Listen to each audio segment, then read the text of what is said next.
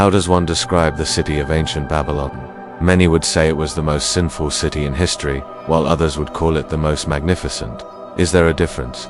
The answer is no. Babylon was considered the center of civilization and culture, and in the modern sense, it was an extravagant metropolis, a city that lived up to its name: hanging gardens, towering ziggurats, glittering gold leaf palaces, beautiful works of art, impressive architecture, pleasure gardens, lush parks, all the things that made life worth living. If you were an ancient Mesopotamian, this was the place to be, but the glitter was only skin deep. Beneath that lay greed, lust, power, struggles, oppression, deception, war, and genocide. This was the dark side of ancient Babylon. Ancient Babylon can be described as the Rome of the ancient world, a sprawling metropolis that grew to immense proportions and became the center of power, wealth, and culture for much of the ancient Near East. In its heyday, it was home to people from every corner of the known world, including Anatolia, Syria, Iran, Arabia, India, and even Central Asia.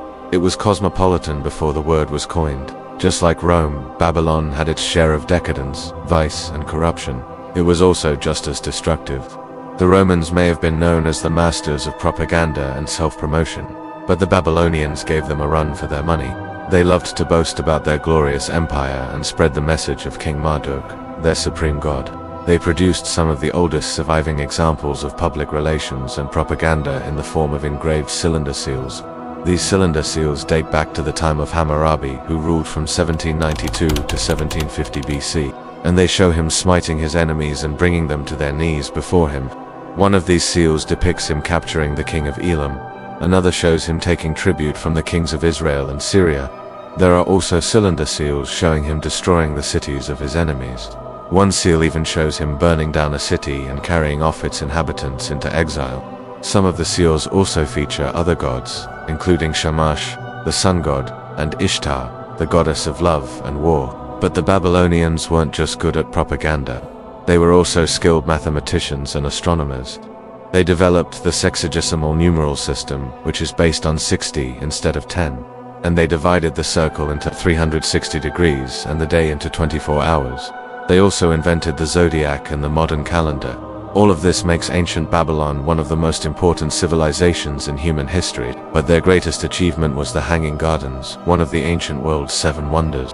Unfortunately, we don't know exactly what they looked like, because no complete original artwork has survived. But we do have some clues from ancient texts and archaeological evidence. The Hanging Gardens were probably a series of tiered platforms filled with exotic plants and flowers.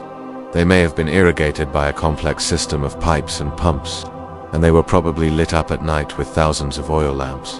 The Hanging Gardens were a testament to the ingenuity and creativity of the Babylonians, but they were also a symbol of the city's decadence and excess. Babylon was the largest city in the ancient world, and it was also one of the most densely populated. At its peak, it may have had a population of over 2 million people. This made it larger than any city in the world until the 19th century, when London finally overtook it. This also made it one of the first truly global cities, a melting pot of cultures and ethnicities from all over the ancient world. People came to Babylon from all over the ancient world to trade, to learn, to work, or simply to escape persecution. The city was also a major religious center, and it was home to people of all faiths. The Babylonians were polytheistic and they worshipped a pantheon of gods and goddesses. Their main god was Marduk, the god of wisdom and justice, but they also respected the gods of other cultures. The city was home to Jews, Christians, Zoroastrians, and other religious minorities. This made it one of the most religiously tolerant cities in the ancient world. But Babylon was not always so tolerant. In fact, the city's history is marked by periods of great cruelty and oppression. One of the worst rulers in Babylonian history was Hammurabi, who reigned from 1792 to 1750 BC. He was responsible for some of the most brutal laws ever enacted, such as the famous Hammurabi Code. This code was a set of 282 rules and regulations that governed every aspect of life in Babylon. It covered everything from marriage to slavery to banking to murder, and it established the principle of an eye for an eye for an eye. The code was written in Akkadian, the language of the elite, and it showed that Hammurabi was not interested in protecting the rights of the poor or the weak. He was only interested in maintaining order and protecting the interests of the rich and powerful. His successors were just as bad. The Kassite dynasty, which ruled from 1595 to 1155 BC, was known for its extravagance and debauchery. The last king of this dynasty, Bernaburiash II, was murdered by his own son Nabopolassar. Nabopolassar then founded the Neo-Babylonian Empire in 626 BC. He was the first king of this new dynasty, and he ruled until his death in 605 BC. Under his leadership, Babylon became the capital of the largest empire in the ancient world. But Nabopolassar was just as ruthless and oppressive as his predecessors. He conquered the neighboring kingdoms of Assyria and Elam, and he subjected them to Babylonian rule. He also waged war against the Egyptian Empire, and he defeated the Egyptian pharaoh Necho II at the Battle of Carchemish in 605 BC after Nabopolassar's death. His son, Nebuchadnezzar II, took the throne. He ruled from 605 to 562 BC, and he was the most famous king in Babylonian history. He was responsible for some of the most iconic monuments in Babylon, such as the Ishtar Gate and the Royal Palace. He also conquered vast territories, including the Kingdom of Judah and the city of Jerusalem.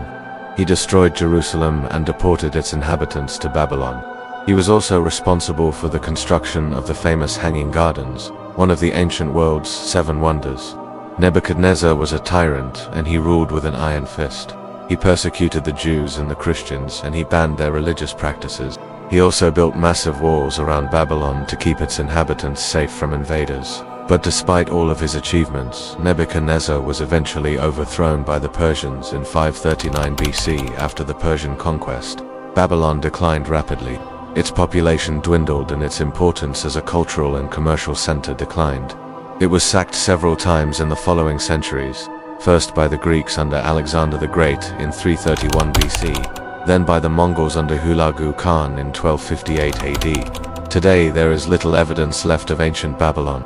The site is located near the modern Iraqi capital of Baghdad, but it is difficult to distinguish the ruins of Babylon from the surrounding countryside. However, archaeologists have made some important discoveries, such as the Ishtar Gate, the Royal Palace, and the Hanging Gardens.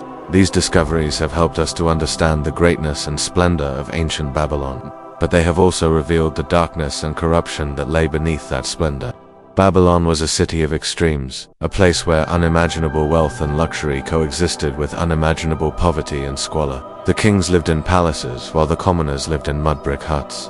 The elites were entertained by the most beautiful works of art and architecture, while the masses were forced to work long and hard hours for low wages. The city was also a place of great religious fervor and fanaticism.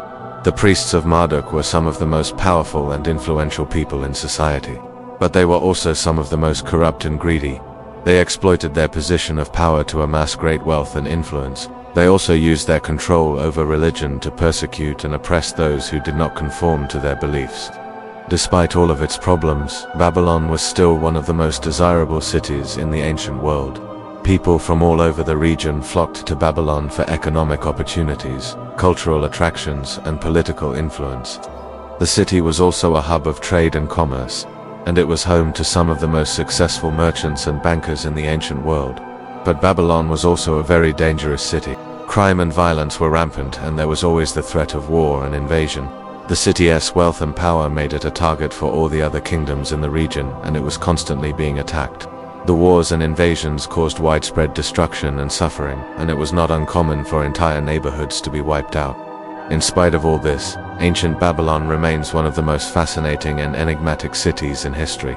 It was a place where cultures and religions from all over the ancient world came together. It was a place where great wealth and poverty, great beauty and great ugliness, great innovation and great cruelty all coexisted. It was truly the city of ancient Babylon, a city of sin and splendor.